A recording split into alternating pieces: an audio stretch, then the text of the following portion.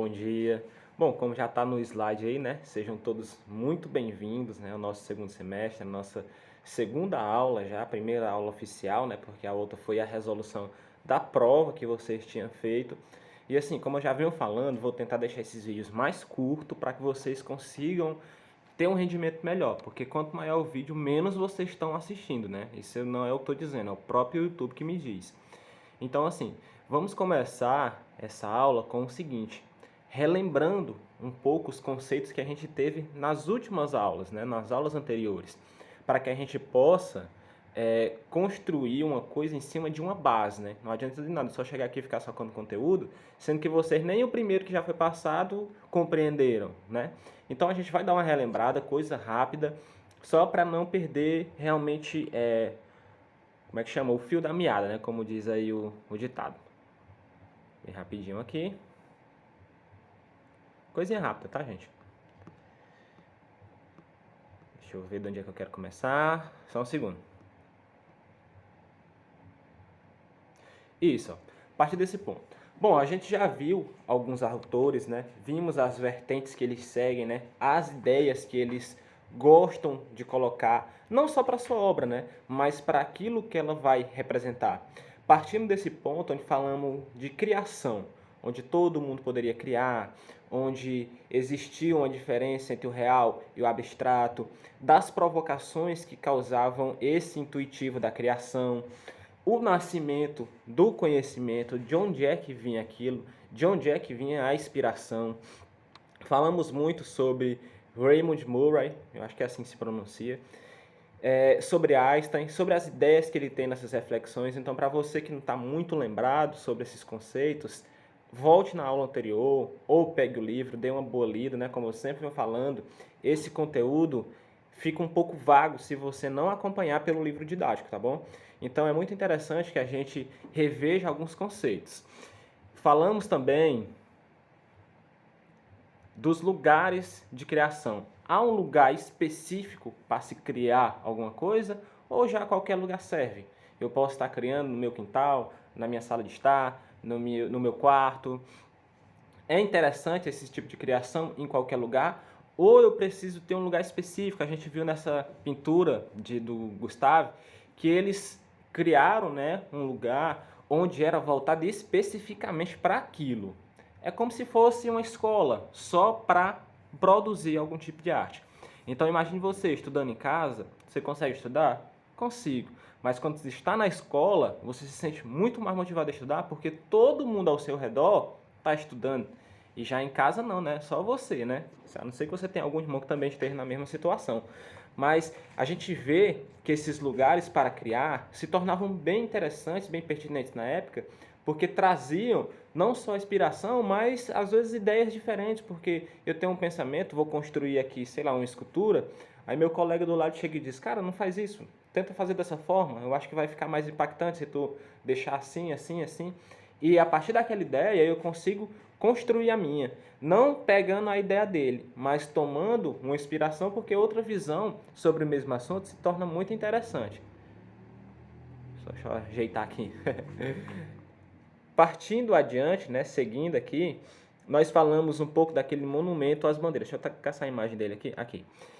Que foi construído, né, um espaço especial só para a construção dessa obra, porque necessitava de todo um trabalho, era uma coisa muito trabalhosa, que mexia com toneladas de material. Então, voltando um pouco, se faz muita referência a esses lugares para criar. Então, foi criado um local para criar, porque naquele ambiente talvez não fosse tão legal. Imaginei você passar, eu vou dizer assim, 10 meses produzindo uma obra, o tempo inteiro debaixo de sol, debaixo de chuva.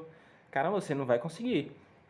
Então fizeram uma tenda, uma cobertura para que pudesse ter, entre aspas, um conforto para ele conseguir desenvolver a obra dele. Então eu acho que faz uma relação muito grande com essa obra aqui, apesar de ser bem mais antiga, mas que é bem atual, levando em consideração essa gradualidade que a arte tem, né? Então o Movimento das Bandeiras é muito interessante para a gente fazer essa reflexão. Essa aqui foi uma questão de prova, que tratava do grupo dos cinco, né, que foi o grupo que defendia as ideias da Semana da Arte Moderna, de 1922. Teve a questão na prova, né, muitas pessoas erraram, né, mas não sei por quê, porque estava dada essa questão. Eu coloquei lá só para vocês ganharem um ponto.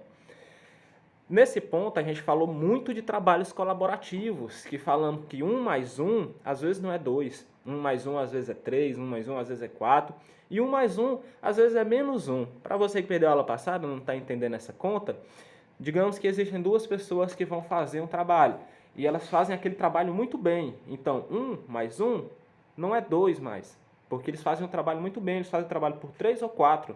Então, 1 mais 1 vai ser 3, 1 mais 1 vai ser mais do que 2. E digamos que vocês coloquem um exemplo muito prático, coloque você para fazer um trabalho da escola com um colega que você não gosta. Então, 1 mais 1 não vai ser 2, porque você não gosta do outro, então vocês não vão compartilhar o conhecimento, talvez você não queira nem colocar o nome dele ou dela no trabalho. Então, 1 mais 1 aí não vai ser 2 não, vai ser menos que 2, porque vocês não estão trabalhando em equipe. Então, essa parte que se fala reunindo-se para criar é muito interessante. Vamos adiante aqui, né? Falamos também sobre dom, virtude, gênio ou curiosidade. De onde é que vem essas provocações da arte? Desses pontos, se faz indispensável, se faz necessário ter algum deles, todos eles, nenhum deles. Isso a gente debateu muito forte, acho que na nossa terceira aula, se eu não me engano, que está lá, está aí em algum lugar nos vídeos aí, se você quiser procurar, ou até mesmo no material, que falava o que era mais importante, era o dom, que é a virtude, o gênio ou a curiosidade, para esse tipo de criação. Tem até uma frase de Drummond de Andrade, aqui, de Carlos Drummond de Andrade, que eu vou até ler para vocês, só para a gente se situar um pouco aqui. Ó. Se procurar bem, você acaba encontrando não a explicação duvidosa da vida, mas a poesia inexplicável da vida. Então a gente vê aqui um dom, uma virtude, um gênio de trabalhar com as palavras de maneira que leve você a refletir sobre temas totalmente distintos. Dentro disso, a gente trabalhou muito sobre a sociedade e os artistas dentro da sociedade. Falei que Drummond, o livro dele vendeu 700 mil cópias um dia nos Estados Unidos, enquanto aqui não vende nem 30. Mas quem quiser ter mais um aprofundamento sobre esse tópico, dá uma voltadinha lá, viu? Só para relembrar. Essa aqui foi mais uma questão de prova, né, que é a obra A Criação do Homem de Michelangelo. Foi mais uma questão de prova e eu acredito que parece só 40% dos alunos conseguiram acertar essa questão. Não vou nem ficar me prolongando muito não, para não ficar muito demorado, porque já estamos aqui com 7 minutos. Então vamos aqui para o assunto de hoje, gente. Só mais uma coisinha aqui que eu queria falar para vocês sobre o... Não, mas depois eu volto aqui, depois eu retomo, para não ficar muito longo, tá? Então vamos continuar aqui. Pronto, agora chegamos no assunto de hoje. Fizemos uma revisão aí bem rapidinha, né? Cerca de 6 a 7 minutos aí. Para quem não viu as outras aulas ou não entendeu, acho que já deu para dar uma luzinha assim no fim do túnel. Então vamos lá, vamos começar com corpo e arte. Já falamos, né, sobre corpo e arte, né? Falamos sobre dança, né, que é uma coisa que envolve muito isso, e vamos nos aprofundar um pouco mais nesse assunto, tá bom? Vamos começar aqui com a seguinte indagação, gente. O corpo sabe letras com gosto de carne, osso, unha e gente. O corpo lê as entrelinhas, o corpo não mente. O corpo quer dizer o que sabe. O corpo sabe o que quer. O corpo diz, fala a palavra. O que é que essa frase toda emaranhada, toda bagunçada está querendo dizer pra gente? Que o corpo, apesar das palavras não saírem da nossa boca, nosso corpo entrega o que a gente quer dizer. Então, muitas vezes você está, por exemplo, no meio de uma festa e está assim, lá no canto, parado, cabeça baixa. Aí uma pessoa chega para você, ei, fulano, foi o que aconteceu, cara? Tá aí cabisbaixo. Aí você fala, não, tá tudo bem, tudo bem. Você está dizendo com palavras uma coisa e o seu corpo está te entregando outra. Você está ali todo cabisbaixo, braço cruzado ali na porta ali, encostado na parede. Você diz uma coisa e seu corpo diz outra. Por isso que a frase diz aqui o seguinte, vou até arriscar aqui. Por isso que a frase diz o seguinte: fala palavra, porque às vezes o corpo está entregando o que ele quer dizer, mas a boca diz outra coisa. É igual você fica com raiva de alguém, você fica ali com a sobrancelha, né, espremida ali. Aí a pessoa diz, cara, tá com raiva daquela pessoa, né? Aí, não, Tô não, mas a sua cara tá dizendo que você tá. Então, a palavra não chegou a ser dita, mas a tua expressão, o teu corpo já te entregou, entendeu? É muito interessante que a gente veja isso, não só no ramo artístico, né? Mas para a nossa vida, né? A gente aprendeu a observar as pessoas, o gestual das pessoas e trazer aquilo para nós. Porque, por exemplo, às vezes você fala uma coisa na brincadeira, mas a pessoa já ficou meio assim. Pelo jeito que ela está, você já consegue entender, o corpo dela já te disse, cara, não foi legal isso que você falou. Não foi legal isso que você falou. Aí a pessoa fala, não, mas tá tudo bem, não sei o quê, mas não tá. Não tá. Então, é muito interessante que a gente veja como uma coisa totalmente nada a ver faz relação com o quê? Com a arte.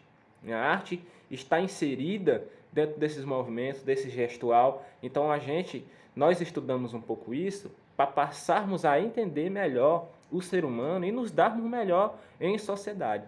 Então, preste sempre muita atenção no gestual das pessoas quando você fala alguma coisa, seja ela positiva, seja ela negativa, preste sempre muita atenção. Às vezes ela não vai falar com palavras, mas vai lhe entregar fisicamente o que ela realmente queria dizer, tá bom?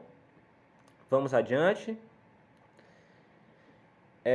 Deixa eu ver o que é que está dizendo aqui, porque fica um pouquinho pequeno para mim, mas dá para entender. O corpo sabe, o corpo quer, o corpo diz. Foi o que a gente acabou de falar. O corpo tem gestos que acabam sempre entregando a nós mesmos, né? Às vezes você está naquela situação que eu acabei de falar no slide anterior e a sua linguagem corporal, vou até sublinhar aqui, sua linguagem corporal te entrega, né? Eita linha. Pronto. A sua linguagem corporal te entrega. Então, você fala uma coisa, seu corpo fala outra. Então, tá até um sucesso muito grande algumas análises, né, corporais aí pelo YouTube, depois se vocês quiserem procurar. Sempre quando acontece essa situação, tem alguém analisando fisicamente o que é que aquela pessoa realmente estava querendo dizer. Porque o que você fala, você controla. Mas o que o seu corpo faz, você não controla de maneira alguma. Você não controla de maneira alguma. Então é muito interessante ver essa relação que tem dessa linguagem corporal. Isso eu estou falando na vida, mas para a arte também faz muita diferença. Porque então digamos que existe aqui um espetáculo, não sei, de circo ou de teatro. Eu vou falar de circo porque é o que nós temos mais contato aqui na nossa cidade, na nossa região. Então você está lá, um palhaço fazendo uma piada, todo, né? Fazendo uma piada, todo cabeça baixa, não sei o que, não sei o que, fala uma piada, mas a expressão corporal dele não está te dizendo aquilo. Então, se não tiver o gestual, se não tiver aquele impacto visual, não nos toca, né? Não nos toca, não chega até a gente. Então, é muito interessante que a gente veja isso. Dentro desse ponto, é muito legal que a gente pegue alguns conceitos sobre a materialidade da arte. Então, temos alguns conceitos aqui, eu vou ler para vocês bem rapidinho, né? Então, vocês até podem me acompanhar aí, se for o caso, só para a gente ter esse suporte, tá? Materialidade. Materialidade nas obras é construído basicamente por suporte, ferramenta e meios. Ela proporciona consistência física às obras de arte. O suporte é o material que segura, dá sustentação à obra. As ferramentas são os equipamentos que possibilitam a produção de uma obra de arte. Os meios, ou matéria, são os materiais necessários para que a arte se concretize. Então a gente viu as materialidades da arte, isso é uma questão de prova muito já batida, que a materialidade, o suporte, as ferramentas, os meios são todos os requisitos, os pré-requisitos que um artista, que uma pessoa precisa para juntá-los e construir alguma coisa em cima daquilo. É muito bom que a gente não decore, né, mas que aprenda esses conceitos, porque eles servem para qualquer análise que vocês forem fazer, seja uma prova, seja em até um livro aí que você pegou uma obra e viu, cara, qual é a ferramenta que ele utilizou, quais foram os meios que ele utilizou, qual o suporte, qual o tipo de materialidade que em que essa obra foi construída. Então é bom até que vocês procurem uma obra, deem uma pensada nisso, coloquem isso em prática, porque se eu ficar só falando e vocês ouvindo, vai entrar aqui e sair aqui, tá bom? Pessoal, para hoje é isso que a gente vai trabalhar.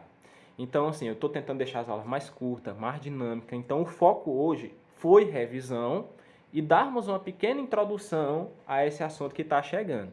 Então, espero que vocês tenham entendido. Se tiver ficado muito rápido, né, se você não tiver entendido, tem a opçãozinha aqui nessa setinha, nesses 3 pontinhos de você diminuir a velocidade.